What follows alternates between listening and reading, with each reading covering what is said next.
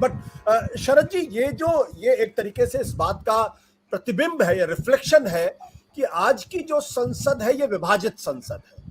और मुझे ये कहने में कोई दिक्कत नहीं, और मैं बड़ी ईमानदारी के साथ और बड़ी उसके साथ कहना दुख के साथ कहना पड़ रहा हूं कि आज की संसद खंडित संसद है, कि जो संसद पूरे देश को रिप्रेजेंट करती है वही विभाजित है, जहां पर सत्ता पक्ष और विपक्ष के बीच में किसी तरीके का कोई साबका नहीं है।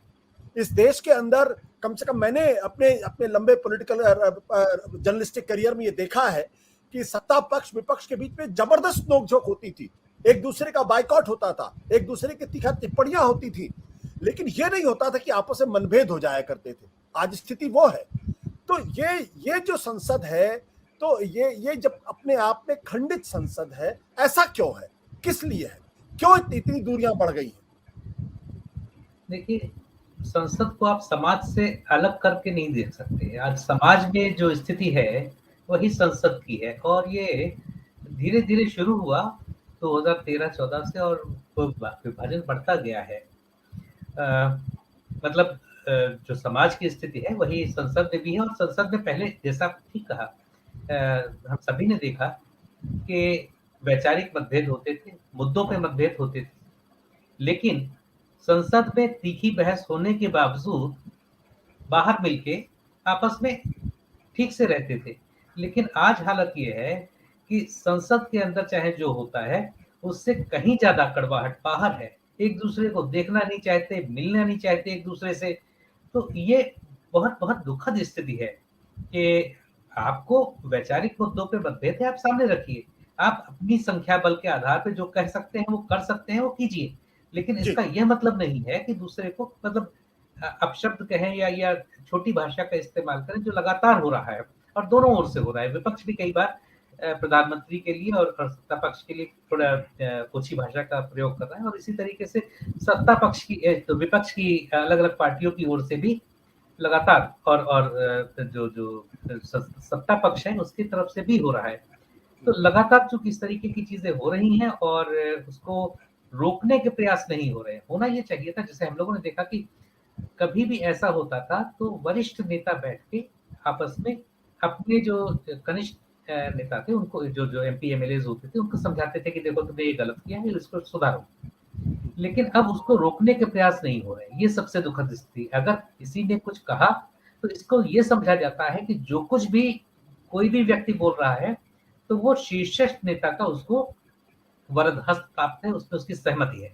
तो चाहे ये संसद का मामला हो, संसद में व्यवधान पैदा करने का मामला हो, या एक दूसरे के पर टीका टिप्पणी करने का। और हम लोगों ने आज नहीं, ये राष्ट्रपति और प्रधानमंत्री जैसे वरिष्ठ पदों पे भी, जब जवाहरलाल नेहरू और राजेंद्र प्रसाद थे तब भी मतभेद होते थे, लेकिन आपस में बैठ के सुलझाए जाते थे, और कभी भी इस हद तक नहीं पहुंचे कि वो सड़कों पे आ जाएं। चाहे वो ज्ञानी जैल सिंह और राजीव गांधी थे, बहुत बहुत बार ऐसा हुआ। लेकिन अब जैसा बार बार कहा जा रहा है कि sir ji, let me bluntly ask you, मुझे मैं समझ रहा हूं कि आप थोड़ा सा संभल के बोल रहे हैं, मैं चाहता हूं कि संभल के ना बोले आप। देखिए, डॉक्टर राजेंद्र प्रसाद और जो नेहरू के बीच का जो डिफरेंसेस थे वो लोकतांत्रिक डिफरेंसेस थे। लोकतंत्र के अंदर विरोध होते हैं, एक दूसरे के बीच मतभेद होते हैं, लेकिन संसद इसीलिए होती है जहां आप बैठ के अपने मसलों को सुलझाएं, अन्यथा संसद की क्या जरूरत। मैं ये पूछना चाहता हूं कि जिस तरीके से संसद चल रही है, क्या संसद इररेलेवेंट हो गई है? मैं बहुत ब्लंटली ये सवाल पूछ रहा हूं। मैं ये सवाल पूछते मुझे तकलीफ भी है, दुख भी है, लेकिन मैं ये पूछना चाहता हूं, क्या संसद इररेलेवेंट हो गई है?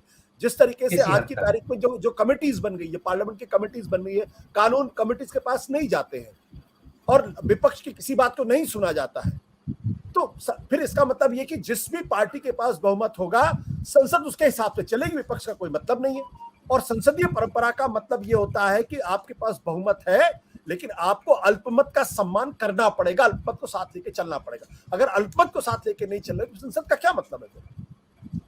आप बिल्कुल ठीक कह रहे हैं कि जिस परिप्रेक्ष्य में आप कह रहे हैं, मैं उससे बिल्कुल सहमत हूँ कि संसद इस मामले में बिल्कुल अप्रासंगिक हो गई, क्योंकि कोई भी बिल बनता है तो कैबिनेट से पास होता है और as it is voice vote से पास हो जाता है।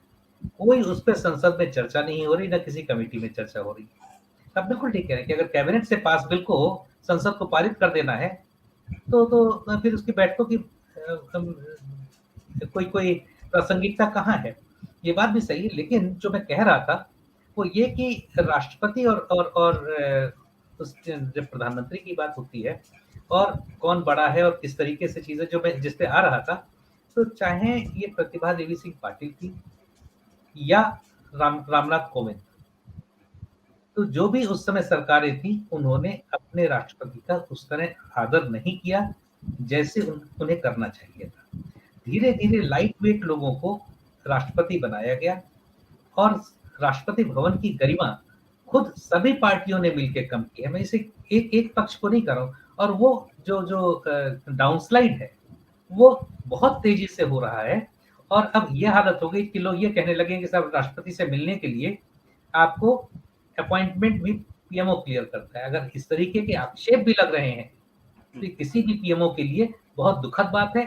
दोनों राष्ट्रपति भवन और पीएमओ दोनों को इसमें क्लैरिफिकेशन जारी करना चाहिए था कि ये बिल्कुल गलत बात है, लेकिन चूंकि क्लैरिफिकेशन जारी नहीं हो रहे हैं, तो इससे लग रहा है कि इन आरोप जो हैं, वो मतलब वो स्टैंड करते हैं। सत्य हिंदी का ऐप डाउनलोड करें गूगल प्ले स्टोर पर।